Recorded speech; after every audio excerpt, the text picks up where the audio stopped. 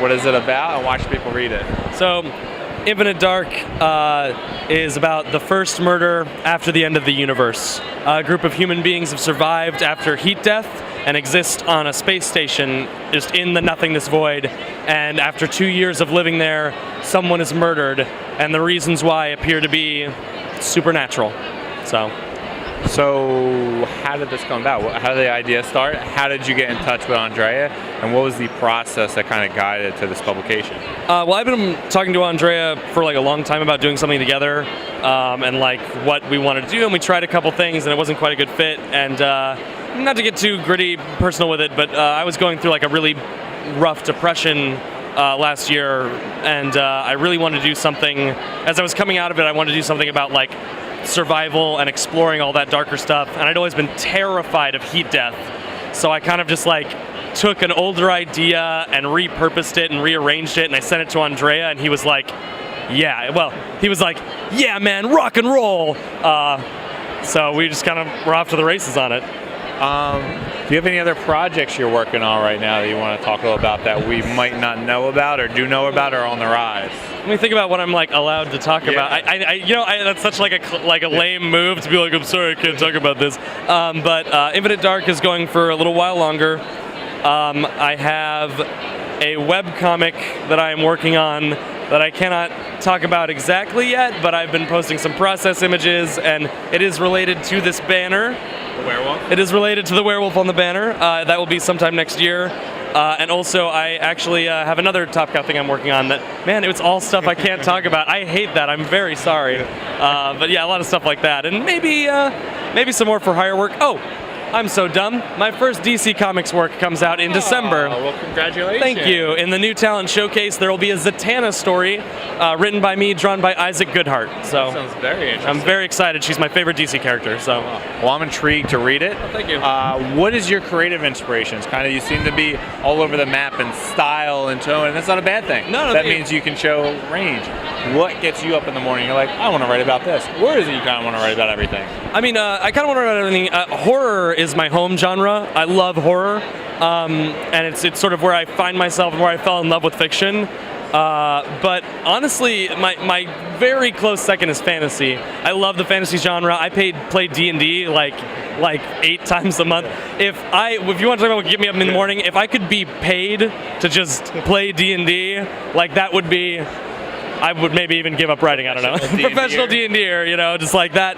That gets me up. That sort of esports, and then there's professional D&D. I think that's the next level, But just that sort of character and world-driven, like digging into character and world, is what gets me going. And so any story that has those two elements strongly is what I'm about. Any creative inspirations that you have in particular who have really kind of influenced your writing or your style or what you try to have as a goal? For me, literarily, obviously Shirley Jackson, Stephen King, Junji Ito, a lot of stuff like that in the horror vein. Fantasy, I still love Tolkien. I'm a classicist with it.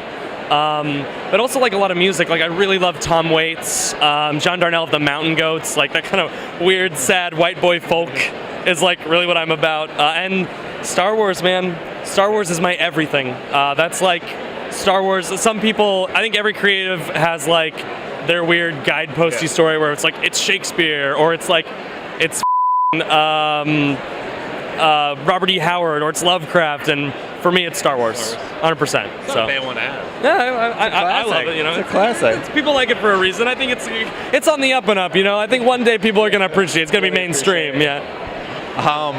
As far as, besides you talked about the musical inspiration. Sure, yeah. Were you a musician? Did you play music? No. So what exactly then is that musical inspiration and how you write? Is it more the listening and the opportunity? Yeah. So I think for me there's two ways. Writer's block is always a hard thing for me. I know a lot of writers like to kind of dismiss it and be like, you just have to do the work.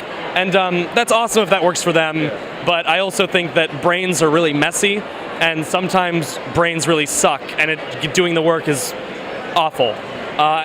When those times come, I like to find something that's really inspirational, sometimes really sad stuff or whatever, heavy metal or weird whatever, and just go on a long walk and try and process. And then otherwise musically, the reason I mentioned Tom Waits, the Mountain Goats, is lyrically they're really they're good lyricists, and I can really dig into a lyricist, and sometimes you'll hear a song and you're like, that's a comic, and then you just, the end product might have nothing to do with the song. Like the songs that kind of inspired parts of Infinite Dark are nothing like Infinite Dark, but it's, that's that thing there, so that inimical thing. If you had to pick one property, obviously like Zatanna, what would it be? Maybe 3, maybe a couple, but what are the biggest? We'll do 3 properties that you want to tackle at some point in time. Make sure anyone listening. They might not surprise you. So, Star Wars, obviously, Star Wars for sure. Justice League Dark. If I could have any book at DC, it'd be Justice League Dark. Sorry, Batman. Whatever. And Conan the Barbarian. Conan the Barbarian is the dopest thing in the world. I adore Conan. I think that's like one of the most pulp literature. I think he's one of the most intricate, complicated characters, and I would just kill to do some stuff with that guy. So taking those 3 properties together, who are your art teams for those books?